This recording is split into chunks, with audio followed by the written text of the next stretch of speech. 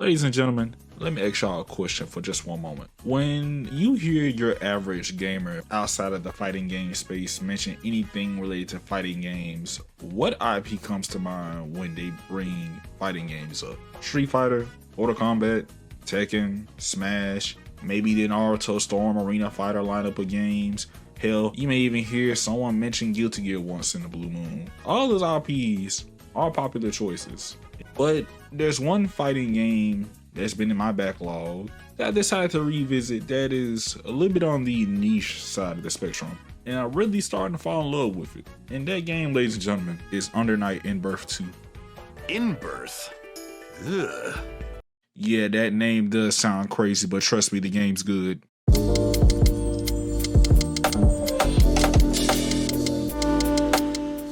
So, just for context, Undernight 2 is a 2D anime fighter developed by French bred devs behind the Gekibuko Fighting Climax and the also niche but at the same time popular Melty Blood series. Yes, the game with the really adorable chibi cat that everyone loves and cherishes. And you may have possibly heard Undernight through Blaze Blue Cross Tag, since that was one of the 4 IPs that were part of the game's roster. Now, Undernight is a series started back in 2012, back in the arcades, and over the span of 7 years it did release with eventually a home console port along with updates, adjustments, and new characters that were added to the game. As in how I got into the series, oh, that's the fun part. So in 2019, I was a little senior in high school, just really addicted to Guilty Gear Xrd, and around February, the Evo channel was streaming their lineup for the year, and Undernight was one of those games. But the moment this game got announced that it was going to be Evo, it's not like I was going to go to it, but it was just off of hype. I was like, you know what?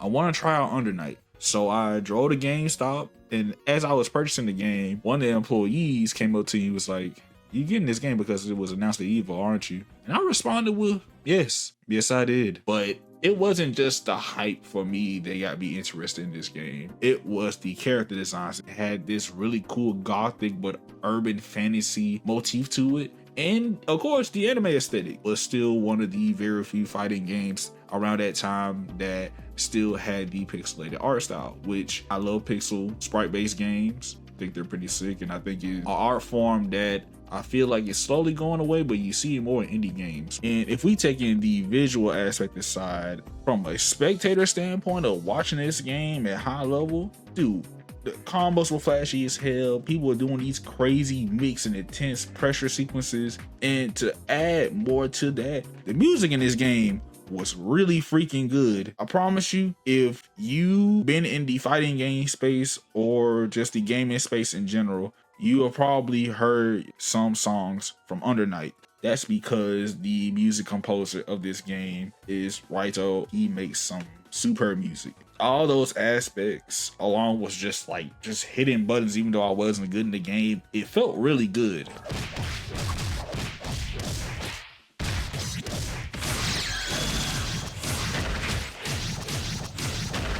And when you smack somebody in this game, it sounded good. Like, the game was just really dope to watch and play. All those factors still apply in the second game, if not maybe even better in some cases. The music is just as good, if not arguably better than the original game's music. The visuals are still clean and even more modernized than before, but I'm still gonna miss the moody, gothic, iconic look that gave this series that unique aesthetic. Both the music and the visuals still give this game a unique identity.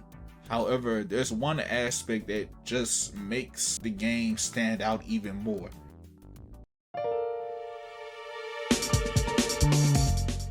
Now, if I were to describe the feel of Undernight 2, it's grounded yet very fast paced. It's almost like it blends the offense and combo structure of an animated fighter similar to Guilty Gear and even Blaze Blue, but it's as grounded as like Grand Blue and DNF Duel, or hell, you can even say Street Fighter in some cases, but it's just much faster. And funny enough, this game does have air movement, but it's not like a Blaze Blue or an older Guilty Gear air dash. It feels more like an air hop. It's a lot more riskier to use. As for the system mechanics for Undernight 2, oh sweet Jesus, there is a lot.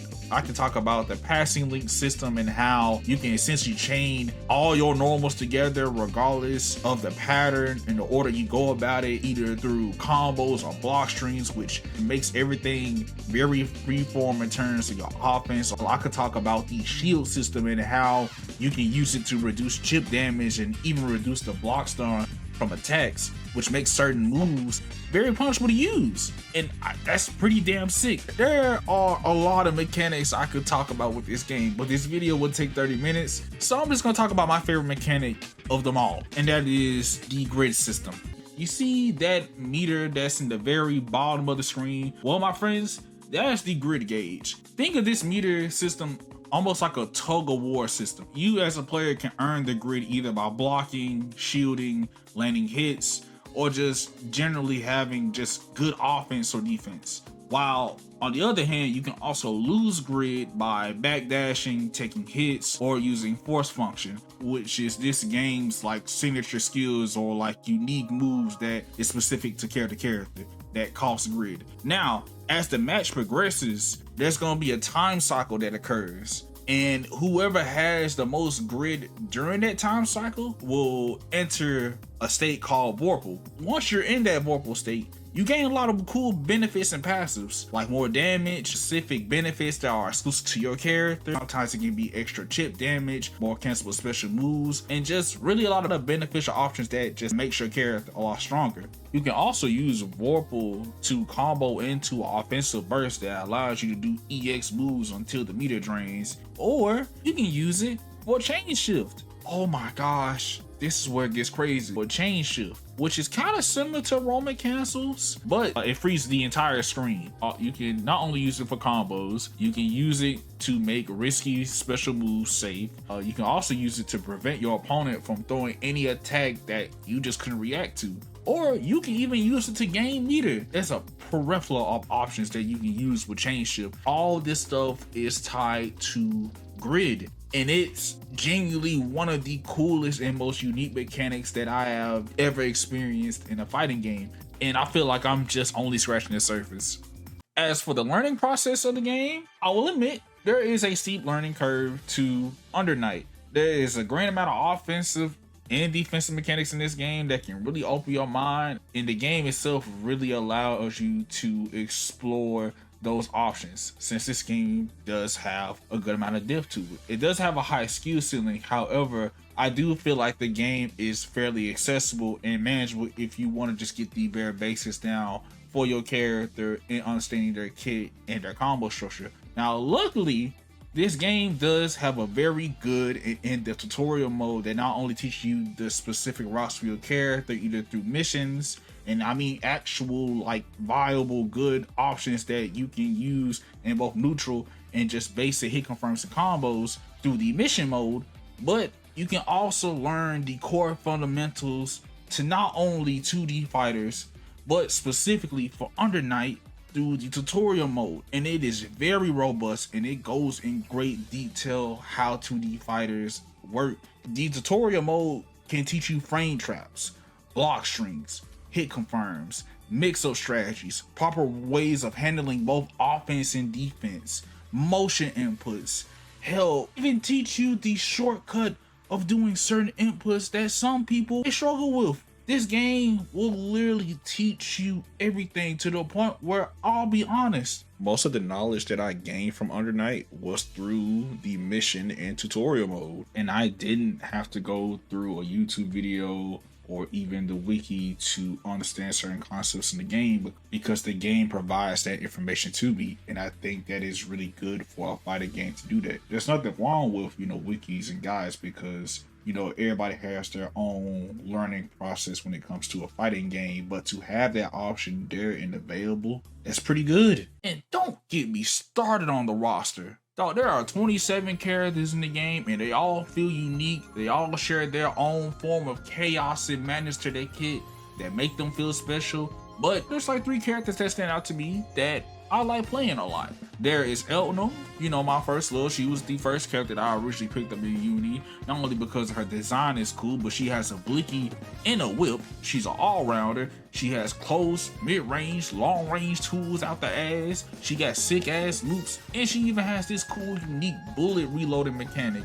And if she like loads it up on time, she gets like enchanted properties and deals even more damage. Then you got my boy Hyde, the GOAT. He looks like the average high school anime protagonist, but his aura farming skills is through the charts. He is easily one of my favorite shotos in a fighting game. He has 3 forms of projectiles. He has solid neutral, he has great damage, he has a meterless reversal, and he can pick up off of literally any conversion that you can think of. He is literally the golden child of a shoto, and I haven't loved a character like this since Excerpt Kai. He is like peak white bread shoto to me. Then last but not least, you got Noodle Arm Guy. This fun abomination has big ass normals, a flight mechanic, good ass mix, and a wingspan of 2 NBA 7'3" basketball players. Look at that reach. Fun fact, this character does not have an EX for his acronym for his meter.